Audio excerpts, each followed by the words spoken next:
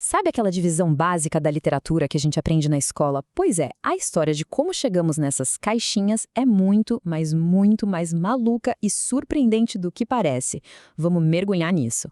A gente cresce ouvindo essa tríade, lírico, épico e dramático. A poesia que expressa, a narrativa que conta, o teatro que encena. Parece algo fundamental, quase uma lei da natureza literária, que veio direto lá dos gregos. Mas e se essa classificação toda for, na verdade, um grande mal-entendido histórico? Uma ideia que foi sendo montada peça por peça ao longo dos séculos e que no fim foi atribuída às pessoas erradas. É exatamente aí que a história fica boa. Então, a crença geral é essa. Os grandes filósofos da Grécia Antiga, tipo Platão e Aristóteles, sentaram e definiram tudo: lírico, épico e dramático. E essa estrutura veio perfeitinha até os dias de hoje. Parece uma história arrumadinha, né? Mas a realidade é bem diferente. A pesquisa mais moderna, com teóricos super importantes como o Gerard Genetti, mostrou que essa ideia da tríade grega é um mito. Ele usou o termo atribuição errônea, ou seja, é quase uma fake news histórica que, de tanto ser repetida, acabou virando verdade para muita gente. Então vamos fazer o que os estudiosos fizeram, voltar direto na fonte. O que foi que Platão e Aristóteles realmente escreveram sobre classificar a poesia? A chave para entender o pensamento deles está numa única palavra grega. E essa palavra é mimesis. A gente pode traduzir como imitação ou representação, e esse era o ponto central para eles. Os gregos não estavam tão preocupados em separar poesia de prosa. A grande questão era como a arte representava a ação humana. Qual era a relação da obra com a realidade? E olha que fascinante essa comparação. À esquerda, o mito que a gente aprendeu. À direita, o que Aristóteles de fato escreveu na sua Poética. Ele classificava as obras com base no que se imitava, ações de heróis ou de gente comum, e no como se imitava, de forma narrada ou encenada. O resultado? Tragédia, epopeia, comédia. Mas reparem só na ausência gritante. Cadê a poesia lírica? Pois é, ela simplesmente não faz parte do esquema dele. E isso nos leva à pergunta de $1 milhão.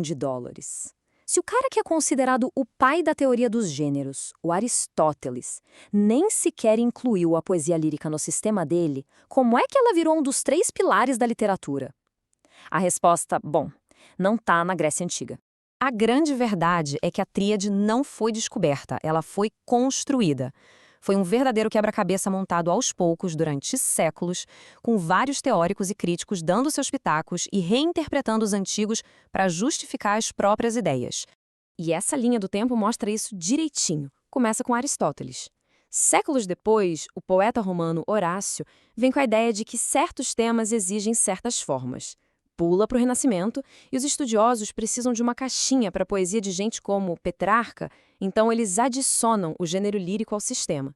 E a cereja do bolo vem no século XVIII, quando o crítico Charles Baccio basicamente inventa que essa tríade sempre existiu e que a fonte era Aristóteles. O mito estava completo. E essa tradição inventada não era só para organizar, não. Virou um verdadeiro livro de regras. Tinha hierarquia, com a tragédia lá no topo. Misturar gêneros era quase um crime. E formas híbridas, como a tragicomédia, eram proibidas pelos puristas. A criatividade estava sendo encaixotada. Mas como a gente sabe, nenhuma regra dura para sempre. Chegou o final do século XVIII e o movimento artístico varreu a Europa para desafiar tudo isso. Era o romantismo, que não queria saber de regras, queria saber de genialidade, de originalidade e de refletir a mistura que é a vida real. E essa citação do Victor Hugo é perfeita, captura o espírito da coisa. Para ele, a arte não tinha que ser pura e ordenada. Ela tinha que ser como a vida, complexa, cheia de contradições, com o sublime e o grotesco andando de mãos dadas. Então, o que a gente tem aqui é uma virada de chave. A visão clássica viu os gêneros como caixas fixas, puras, que ditavam as regras do jogo. Já a visão romântica via tudo de forma mais fluida, híbrida, o gênero era uma expressão do artista e não uma obediência a leis antigas. Mas aqui vem a ironia mais saborosa dessa história toda. Sabe quem acabou cimentando de vez essa tríade na nossa cabeça? Os próprios românticos, os rebeldes. Escritores como Goethe começaram a falar do épico, lírico e dramático, não como regras, mas como formas naturais de expressão. E nesse processo, eles paradoxalmente solidificaram a mesmíssima classificação que hoje a gente atribui por engano aos gregos. Ok, a história é ótima, mas por que isso importa hoje em dia? É só uma discussão de acadêmico? De jeito nenhum. Vamos dar uma olhada num caso bem recente que mostra como essas definições abstratas têm consequências muito, muito reais. Em 2020, o Fundo Nacional das Artes da Argentina, que é uma fonte de financiamento super importante, mudou as regras do seu concurso de literatura do dia para a noite. Antes, as categorias eram as tradicionais: poesia, romance. De repente, as obras precisavam se encaixar nos subgêneros de fantasia, ficção científica ou terror. A reação foi imediata, principalmente da comunidade de poetas.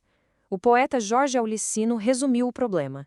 A poesia quase nunca se encaixa nesses subgêneros narrativos.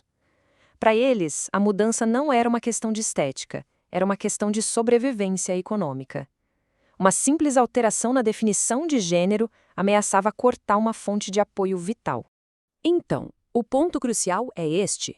Definições de gênero são convenções sociais poderosíssimas, não são verdades escritas em pedra. Elas determinam o que ganha valor, o que recebe dinheiro, o que ganha prestígio. E o debate sobre o que cabe em cada caixinha, ou se as caixinhas deveriam existir, está longe de acabar. No final das contas, o que essa história toda nos mostra é que gêneros literários não são categorias fixas e mutáveis. Eles são, na verdade, uma conversa que atravessa os séculos. Cada época renegocia esses termos, refletindo suas próprias preocupações, seus valores e até seus preconceitos. Isso tudo nos leva a uma última reflexão. Pense um pouco na sua história preferida. Pode ser um livro, um filme, uma série, tanto faz. O gênero em que ela se encaixa não é só um rótulo, é parte de uma conversa histórica gigantesca. O que será que essa escolha de gênero diz sobre o mundo em que a gente vive hoje?